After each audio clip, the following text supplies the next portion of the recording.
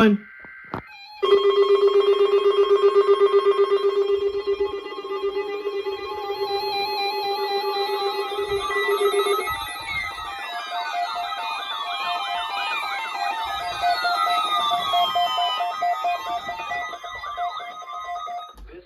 my SFA died and came back to life. Warning alarm for the WXL 51 listening area of Northwest Ohio. During potentially dangerous weather situations, specially built receivers are automatically activated to warn of impending hazard. Tests of these receivers are normally conducted by the National Weather Service every Wednesday between 11 a.m. and noon.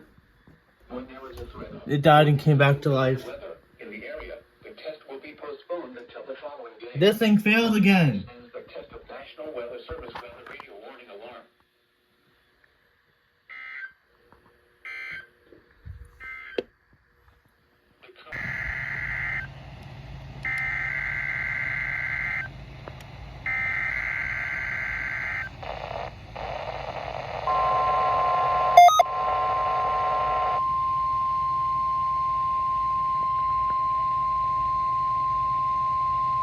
This is a test of the NOAA weather radio warning alarm. During periods of potentially severe weather, special receivers are activated to warn of the impending hazard.